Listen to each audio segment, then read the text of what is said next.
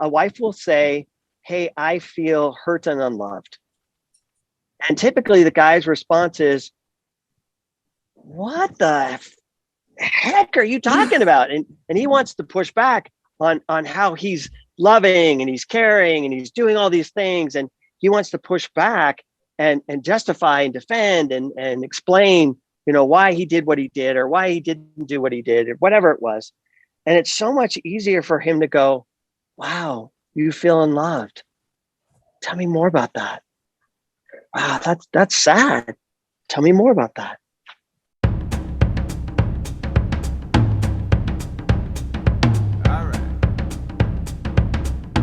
Williams is an author, speaker, and psychotherapist who has a passion for helping with anxiety, emotional pain, and lost motivation through the power of connection. 30 years in private practice as a licensed mental health provider, Brett believes the answer to our mental health struggles is being connected to ourselves, others, and to a sense of purpose. Brett has been the founder and executive director of several nonprofits, the Orange County Healthy Marriage Coalition and the Gathering of Good People. He has spent years serving on the boards for both the local and state chapters of the California Association of Marriage and Family Therapists. Mr. Williams is the author of several books, You Can Be Right or You Can Be Married, Zayler and the Dragon Tools for the Fearful and Anxious Child, and Consider Creating Last Change.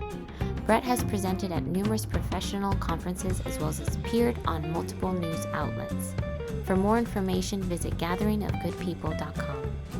Welcome, ladies and gentlemen, to Big Picture Love Stories Show. She is your host, Lucy Loveland. And she is your host, Naomi Robertson. And today our guest is the one and only Brett Williams, MFT. Welcome. Hi, guys. Hello. Glad to be here. Glad to come on and kind of be a part of the magic you guys are creating. Thank you. So I just want to dive right in. I wanted to mention that you've inspired me to be an MFT as I start my program. And, 10 years ago, I was with you learning and we were role playing. And I remember where there was this one couple and I was really shy to coach them. And you were right there coaching me. And you were so good at this. You asked them, you asked me, like, what is it that I was feeling at the moment? And I said, I just feel intrusive. And she said, no. And you would turn to them, what do you think? And they said, no, we trust you. And it just made me feel more confident. And that was just such a pivotal moment that I always remember. So I've learned a lot from you. And I think one of the first things I think everybody should know that I think is a big experience that we all relate to, which is love. And I would like you to tell us what love is, because I was always impressed every time you brought this up in class. Oh, that's great. Well, let me share it in a story, because always stories work best. I saw a couple the other day. It was, I think, last Monday, the week before. And it was a really bad thing because she came in and she really wanted just the session herself. And her husband kind of crashed the party, as it were. And she was just really annoyed. And it's a bad thing when the wife wants to go to counseling and she's actually opposed to the husband coming in. That they're going in the wrong direction. And he knew it too. That's why he wanted to be there, because he was like fighting for his marriage. And I just remember he was so frustrated because his attitude, this is typical guy, but his attitude was like, I don't get it. I don't understand. I go to work every day. I bring home money. I don't come home late at night. I'm not drunk. I'm not seeing prostitutes. I don't beat my wife. I don't, cuss and swear at her. What's the problem? He just could not, for the life of him, figure out, how did his wife get to the point where she's like, I'm done. I'm over this. Well, interestingly enough, he owns a fairly successful restaurant. And so I always like to try and speak the language of whatever my clients are. So I started talking in food, and I said, here's the deal. What's happening is that you go to work every day and you feed people souls. You give them nurturance, and they love it, and they love you because you're feeding this wonderful food, and you are super caring and attentive to all the clients that come in the door. And so they all feel very special coming in and sitting in your restaurant. And then you get home at night and you have given all day long, and you're hungry. And so you walk in the door and you're kind of grumpy, or what's that phrase? Hangry? You're hangry. Yes. Yeah. You walk in the door and you're hangry and you're upset because you've given all day and you're depleted. And so then you look at your wife and you go, honey, feed me. And she's not opposed to that. I mean, she wants to take care of her spouse. But this is what happens every day. And it's never the other way around. It's never he feeds her. He just comes home and wants her to feed him and doesn't have a clue that all day long she's been home feeding the kids, taking care of the kids, raising the kids, running the kids. And for her, she's just done. She's just tapped out. And so I try to explain to him, what's happening here is that your wife is starving to death. That's why she's, she just doesn't see the value of being married anymore, because for her, it doesn't give her anything. It doesn't fill her soul. And what your wife needs and what she's hungry for is love. And I always think that that's always the problem in working with couples, is that they're always hungry for love. And that's that piece right there. Most people get. Most people can look at that and go, oh yeah, I can see my partner needs love. I can see I need love. That's what he was, wanting when he was walking in the door. So most people get that part. But the question that you asked is the part they don't get, which is, what is love? Most people don't have a clue. I do workshops and I'll have 1,000 people in the workshop. I'll ask 1,000 people, what is love? And I'll get all kinds of fun, funky answers. But none of them are useful. Love is trust. Well, love is time. Well, love is giving to somebody else more than you give to yourself. And you get all these kind of interesting answers, but none of them are true. None of them really work. And it's because we make it too complicated, I think. So here's what I want you guys to imagine. I want the audience to imagine. Imagine that you're holding a baby, and the baby is what? A day old. The baby is just fresh. I call it fresh out of the chute. Brilliant. This little life is just this wonderful little life, and he or she doesn't know anything.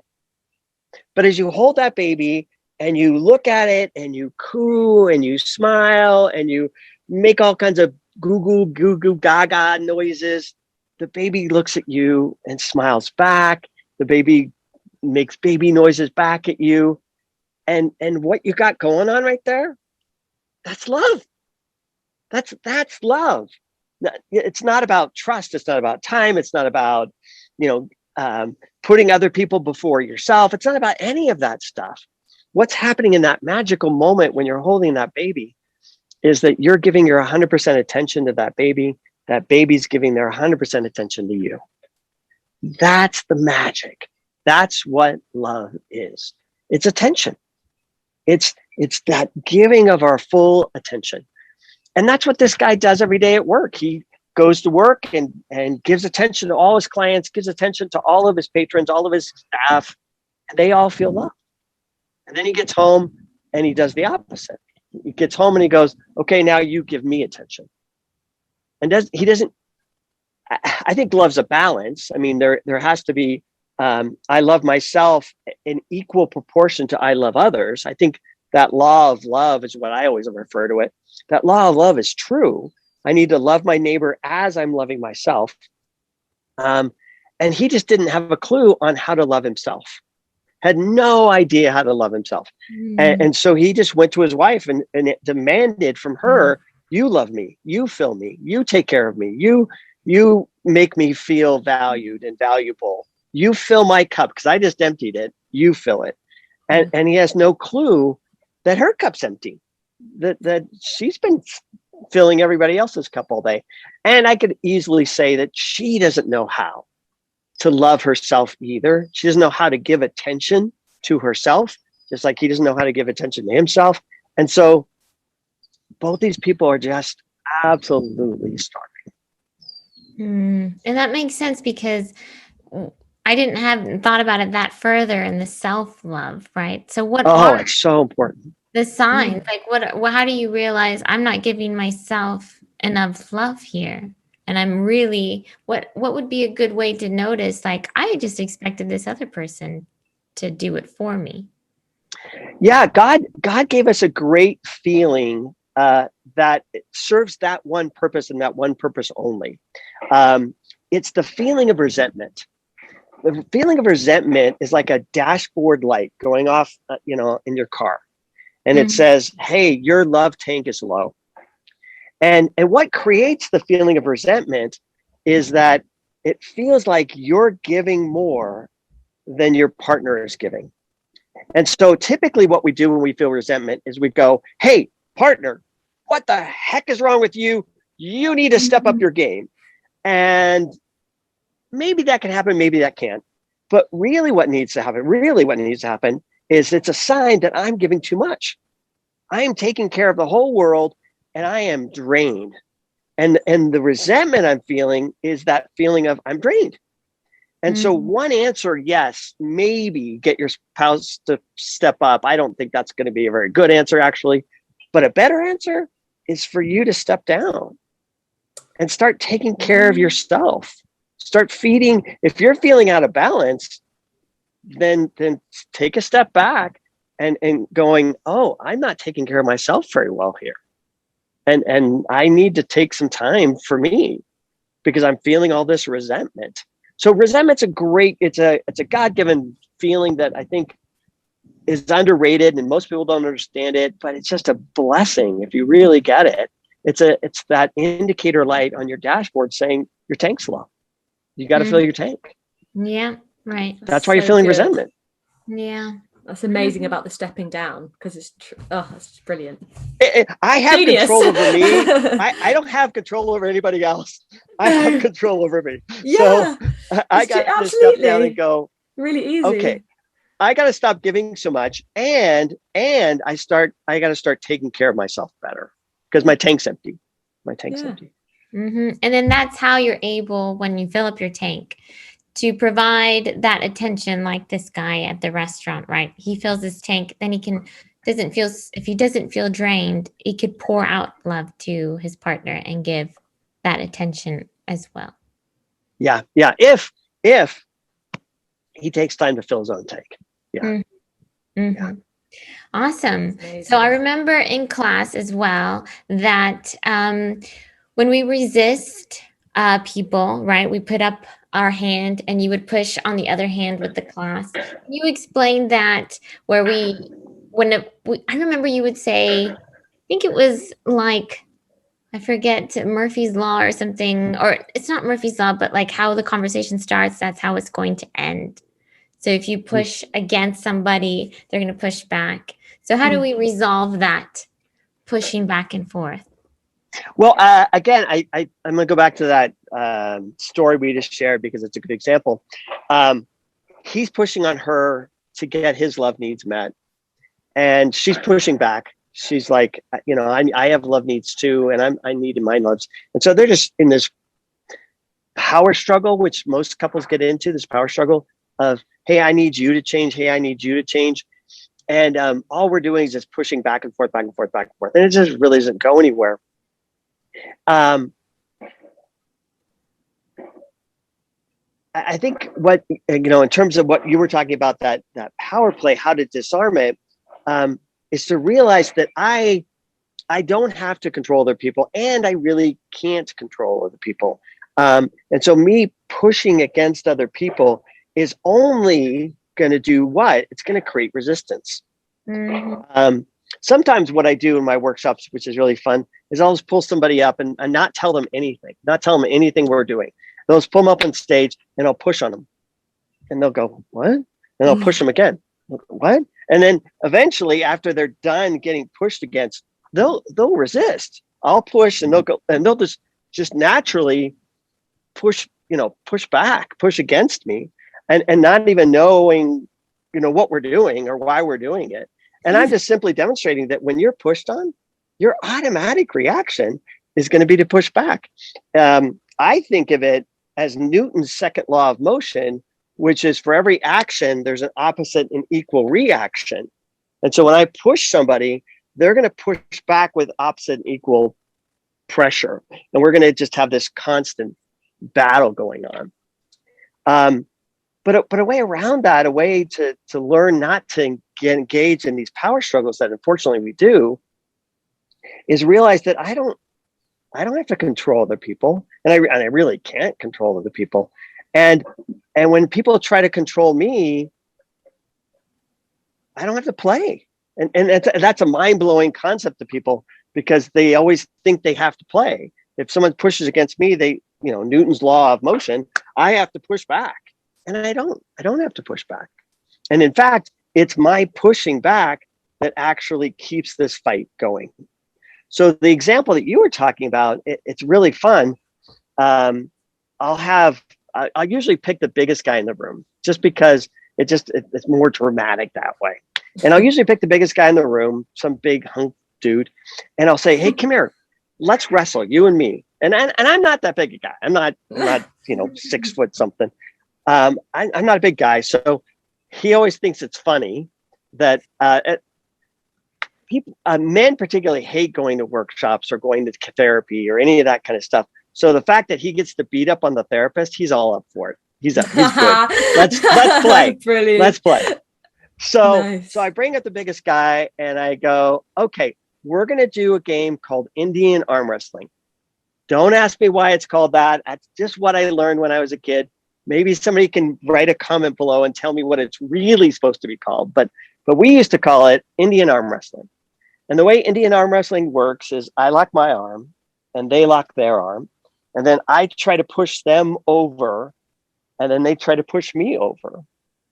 And so, initially, because this guy is twice my size, and again, Newton's law of motion, which is like this third law of momentum, for me to move him, I have to use, much more force than he's exerting, because objects in motion like to stay in motion. Objects at rest like to stay at rest. If I'm going to move this guy, I got to put a ton of energy into it because he's stationary. So I get up there and I start shoving and I start shoving and I start shoving and I start shoving. And he's just standing there. He's yawning. He's really rubbing it in. He's like, yeah, go ahead, kid. Yeah, just keep pushing, right? Mm-hmm. I'm shoving. And I go, oh, okay, I can't do it. All right, you win. All right, now your turn. And then I'll lock arms with him. And then he'll start pushing on me. And what I always do is I just bend my elbow. I just relax my arm. And as soon as he starts shoving, I just relax my arm and offer no resistance to his pushing. And when I do that, he has zero power.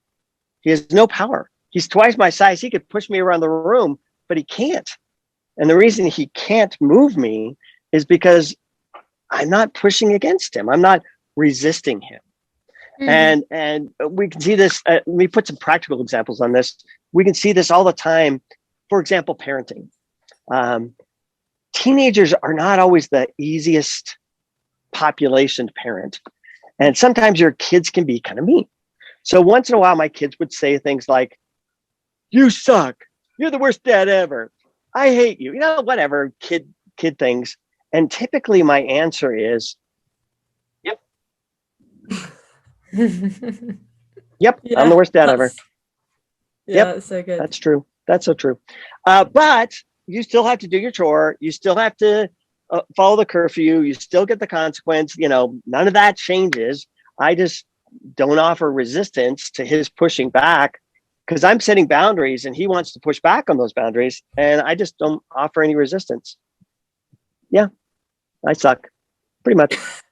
That's a perfect example because people feel a very good example. Maybe like if they bend the arm that they're giving in or they're becoming passive, right? So that's a good way to say that the rules are still, perfect example as a parent, the rules are still going, but you're not involved in the power struggle. Doesn't mean that you're giving in or bending the rules. It's just that you are no longer engaging in that pushback. Right. And it works really well in communication with couples because a wife will say, hey, I feel hurt and unloved. And typically the guy's response is, what the heck are you talking about? And he wants to push back on how he's loving and he's caring and he's doing all these things. And he wants to push back and justify and defend and explain, why he did what he did or why he didn't do what he did or whatever it was. And it's so much easier for him to go, wow, you feel unloved. Tell me more about that. Wow, that's sad. Tell me more about that. Mm-hmm. There's no power struggle in that. There's no push against each other. There's no war going on. I'm like, oh, you feel hurt? Wow, I'm so sorry you feel hurt. Tell me about it. Let's talk about it. And by me not defending, because I don't need to defend anything, these are my wife's feelings. What do I need to defend? They're her feelings. Tell me more. I really felt disappointed about X, Y, and Z. Oh, you did? Oh, wow. I'm so sorry to hear that. Can you talk a little bit more about that? Can you share a little bit more about how you're feeling? And I'm not pushing against, I'm just relaxed. I'm relaxing in to her feelings. And then that obviously draws her out because I'm relaxing in and it gives her space and room to express whatever she's feeling, whatever's going on for her is okay with me because I don't have any judgment about it. It's very, so that's how you. It's almost like having curiosity, right? Instead of assuming right away that it's an attack, it's almost like being curious and just allowing listening. her to share. And even if it is an attack, really what I want to hear is what the attack's about. I don't want to get stuck in the attack because that's not going to go anywhere. But I want to hear what's going on. What are you feeling? Why are you feeling that? And curiosity is a great driver. Curiosity is a really, really good driver for that. But I also think it's empathy too, in the sense of I'm trying to show understanding. I'm trying to show support for where they are. It may not be my truth. They may feel hurt or upset or have a whole different story of what happened. But I have to honor that that's their story. That's not my story. I may have seen it differently. I may have felt it differently. I may have heard things differently. But instead of getting the name of the book that I wrote a few years, probably about 10 years back, 15 years back, is You Can Be Right or You Can Be Married, because you can't do both. You can't be right and be married. It just doesn't work. And so here I'm suggesting that I want to give up that need to be right. I don't need to be right. I'd rather be married. And so what I'm doing is asking for their feelings, asking for their thoughts, asking for their experience. And it could be completely different than mine. That's totally okay. Yeah, being open to being wrong. I mean, what a concept. Be either married or either right. I mean, what a concept, because you would think, well, if I just prove my point, then they'll eventually see it my way because my way is the right way. Right. Yeah. And it's an unfortunate mistake because just think about it. If I'm right, what does that make you? Mm-hmm. I mean, I may not intend that. That may not be my thinking pattern of I want to prove my wife wrong or my kids wrong or my husband wrong. That may not be my intention, but in fighting for me to be right, I'm actually making that happen. And so parents that are constantly trying to show their kids, why they're doing what they're doing and demonstrate to the kids, this is the right way to do things. And this is the best answer. inevitably what they're not understanding is they're telling their kids at the same time, you're wrong. Your ideas are wrong. Your feelings are wrong. Your point of view is wrong. And again, it may not be my intention to do that, but that's what comes across. Yeah, and it's difficult, I think, for some, like if you've been doing it, you've been growing up with that kind of communication. It's difficult, wouldn't you say, to make that switch? What would you say would be the first steps to start making that switch? There's a really important rule that I have for marriage, and it sounds kind of weird, but hear me out for a second. One of my favorite rules in marriage is that there can only be one crazy person at a time. That is one of my favorite rules in marriage. And sometimes people get offended by that. What do you mean? Are you calling me crazy? We all get crazy. I mean, it's not good or bad. It's not right or wrong. It's not judgmental. It's that we all lose it every once in a while. That's just life. But what doesn't work in marriage is when both people lose it at the same time. That's what's not working. It's not that you're not going to have a bad day. We're all going to have a bad day. I'm going to have a bad day sometimes. You're going to have a bad day sometimes. And that's totally just what it is. It's just totally okay. But what doesn't work in marriage is that when we both have a bad mood, a bad day at the same time. And unfortunately, that's what happens with codependency, is that I'm having a bad day. I'm upset about this, that, and the other. And then the other person takes my bad day and personalizes it and makes it their bad day.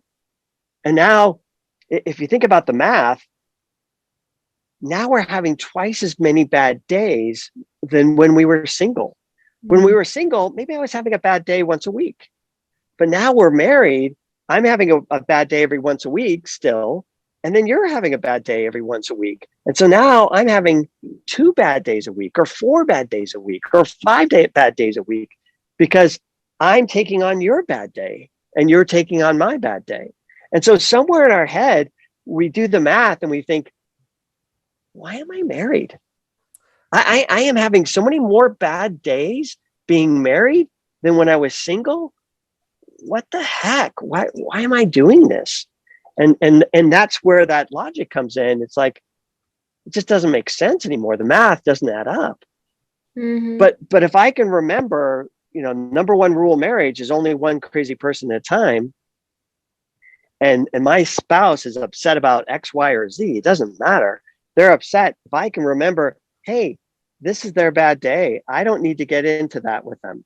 I don't need to engage that bad day with them. It's their bad day, and let it be their bad day. Then they can share whatever they're sharing. They're hurt, they're sad, they're scared, they're frustrated, they're disappointed, they're unloved, whatever. Share it. And hopefully I can stay loving, calm, focused. I can keep my attention, because love is attention. I can keep my attention on them. And that's going to make them feel cared about, special, loved, and important. But if I shift my attention, because love's attention, if I shift my attention back on me, I didn't say that. That's not what I did. And I start focusing the conversation on me now. Well, my partner's not going to feel loved anymore. They're not going to feel heard anymore, because now I'm making the conversation about me, and then they're going to try and make the conversation about them. And then there we are again, back in that power struggle. And so that's where I have to relax my arm and just, hey, it's their bad day. Let it be their bad day. I don't need to engage it. I don't need to get into it. It almost sounds like being a friend. Well, that's a hard concept, but I often push that concept to guys. I say, hey, dude, your job is to be your wife's best friend. That's your job. And what do best friends do? Forgive the language, but what best friends do is they sign off on each other's BS. So your best friend comes in, they go, oh, I can't believe my boss. I can't believe my kids. I can't believe this. And they just start rambling off about whatever they're upset about. And a best friend goes, yeah, that sucks. Best friend doesn't go, well, maybe, did you think about their point of view? Maybe, maybe they were blah, blah, blah, blah. That's not what a best friend does. And if that is, that's not going to be your best friend very long. They're not great. You're just not They're going not to talk worth about it. it. So yeah, what a best friend does is, in a way, we kind of sign off on each other's garbage or crap. And that's really what a husband's job is to do, is just to hear their spouse's upset, their pain, their frustration, and just go, wow, that sounds hard. That sounds painful. And again, tell me more about that. Such a beautiful thing to say, because it almost sounds like acceptance as well, right? Accepting your partner with their positive and negative feelings. And like you said, not getting sucked into it. And I was going to ask, I know you have an upcoming book. Do you want to tell us the name of this book, what it's about? Sure. The last book, You Can Be Ready, You Can Be Married, really answered the question, what is love? Because it was just so frustrating doing marriage counseling. And this core concept of love just was so misunderstood. And so I'm like, okay, we got to define and clarify what love is for people. And so even though the title is You Can Be Right, You Can Be Married, and I make that my title because that's what every fight is about being right and wrong. But really, resolving that fight is really pointless. Really, the heart of a good marriage is love. And so I use the title to kind of identify what the common theme is, but that's not the answer. The answer is learning to love each other. And so I quickly switch focus in that book to talk about love. In this new book, it's called Rethinking Happiness. And I try to talk about this other really primary concept that we're all searching for, which is happiness. But I don't think we have a good definition for happiness. I don't think people understand what happiness is.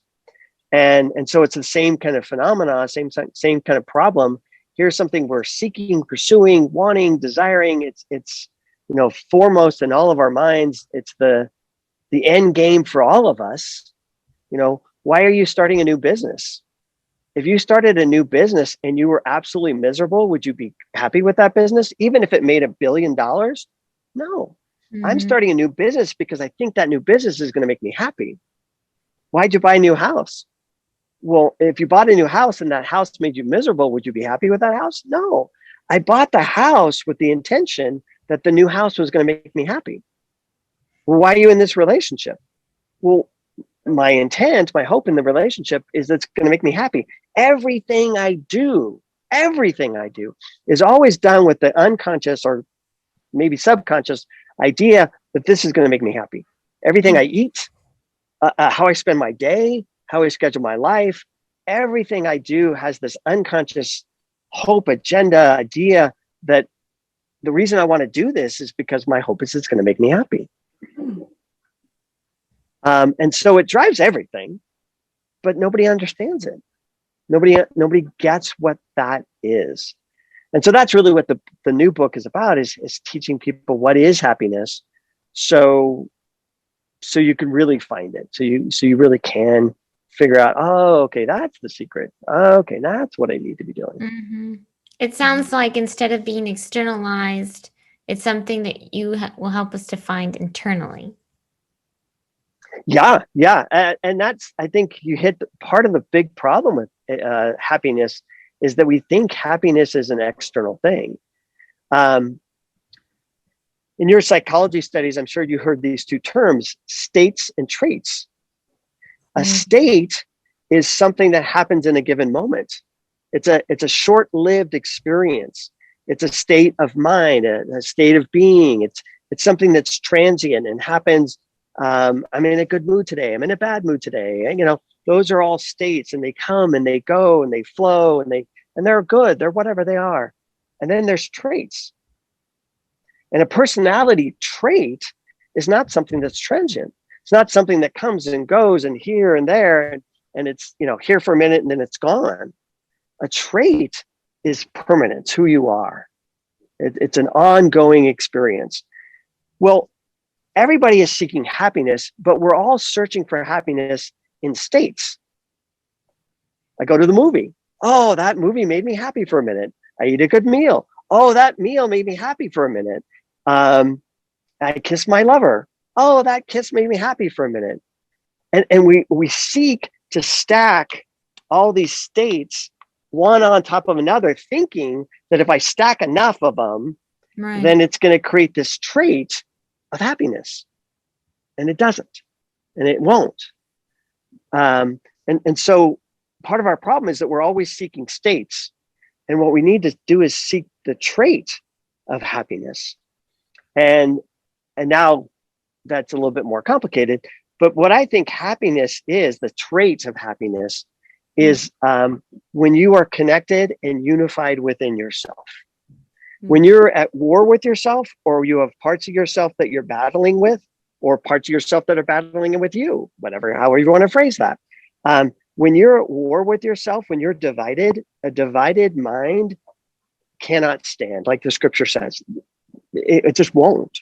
But when you're united, when you're connected within yourself, when all the different parts of yourself are working in one, that creates the states or the traits of happiness. And I could even have a bad day, but if I have the traits of happiness, I am one, I'm connected, I'm feeling whole in myself, and I get a parking ticket, that doesn't take away my happiness, because it's a trait. It's not a state. And so states can come and go. Sometimes it's good, sometimes it's bad. Sometimes, it's raining, sometimes it's snowing, sometimes it's sunny. Those can come and go, and they're irrelevant, because I have or possess inside of me this internal trait of happiness and well-being, and whatever happens outside is whatever happens outside. Yeah. So I'm going to ask you, what are your 3 poignant relationships? And last episode was really interesting because our guest basically told us exactly what poignant means. We thought we knew what it meant, and we did sort of know what it meant, but he did extra research, and it was really, really nice. So it means relationships, poignant basically means a time or something that could be either really, really sad, but it can also be something that's really, really good and wonderful. So it can mean either. So important relationships that are poignant can be either. So with that in mind, please let us know. And what if we use the word influential? Yeah. Because influential is the same kind of idea. What relationships influenced who you are, either in a good way or a bad way? Absolutely. So I would use that. If it's right, I would use that same kind of idea. Absolutely. Yeah. So what are my influential relationships? Well, I think one of my most influential relationships, and it's only on my mind because I'm writing a new book and I'm using some stories from my own life. I find it easier for people to hear things, to hear truths, if it's like something I'm confessing about myself, as opposed to me telling you, you feel this way, you think this way, you da da da. And instead I just share it from me. So I was just a few weeks away from actually being born in a psych ward. I was just weeks away from being born crazy in the loony bin. I have been intimately connected with psychology my entire life. And so one of the influential people in my life is my mom, who when she found out she was pregnant with twins, it just sent her off the deep end. And she was already a kind of a fragile person anyway.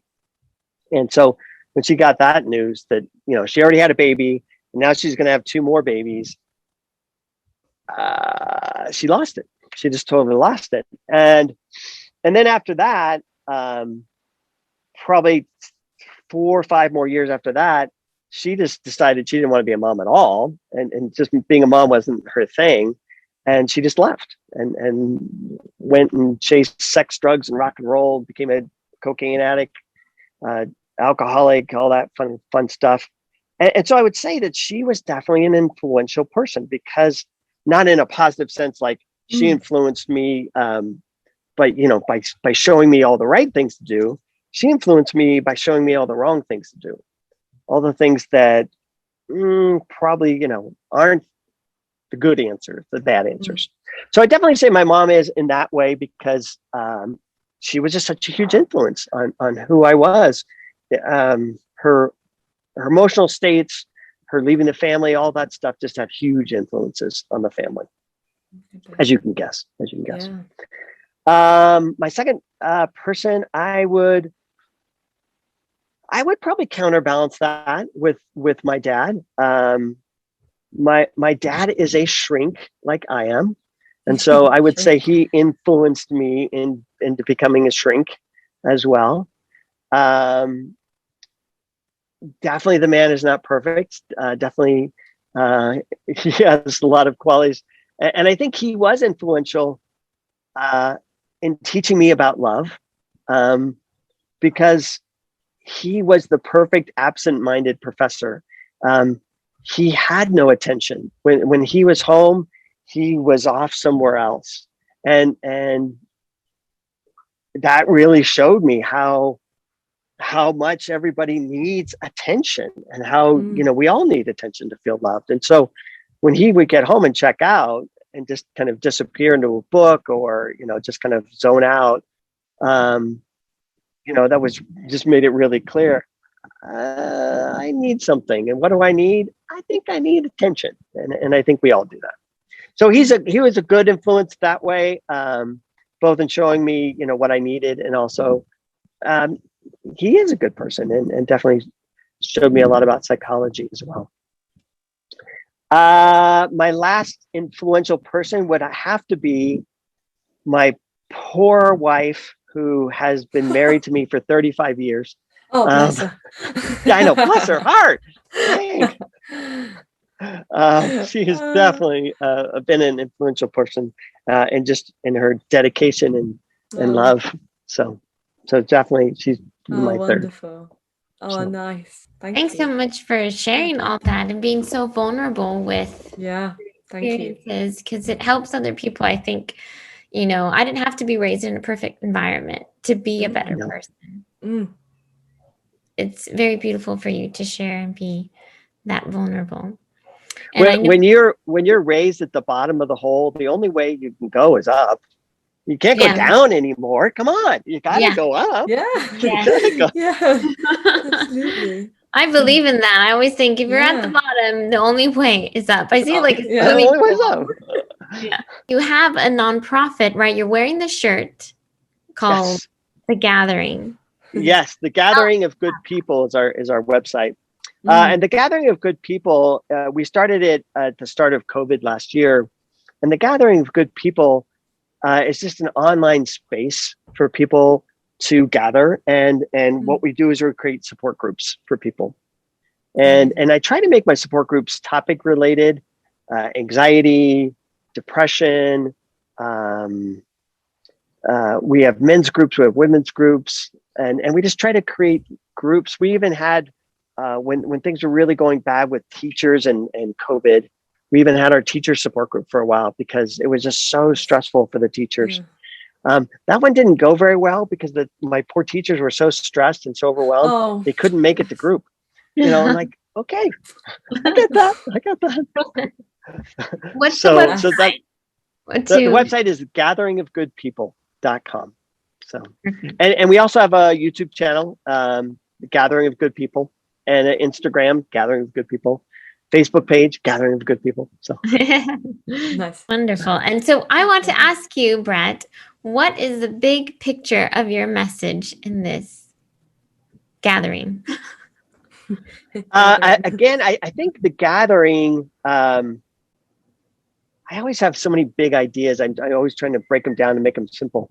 I think who I am, who you are, who we are is made up of three simple ingredients. Three simple ingredients make us who we are.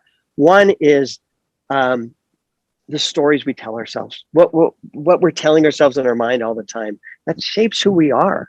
That builds neural pathways, good or bad, right or wrong, doesn't matter. It just builds neural pathways. Second thing that builds neural pathways, makes us who we are, is what we practice every day. I can say I'm a tennis player, but if I'm not playing tennis every day, am I really a tennis player? No. I'd like to be a tennis player. I'd like to play tennis, but that's not really who I am. Who I am is what I practice every day.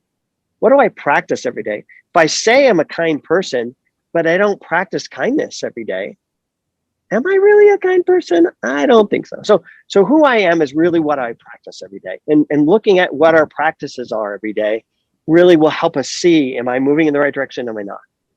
And the third thing that makes us who we are is the company we keep.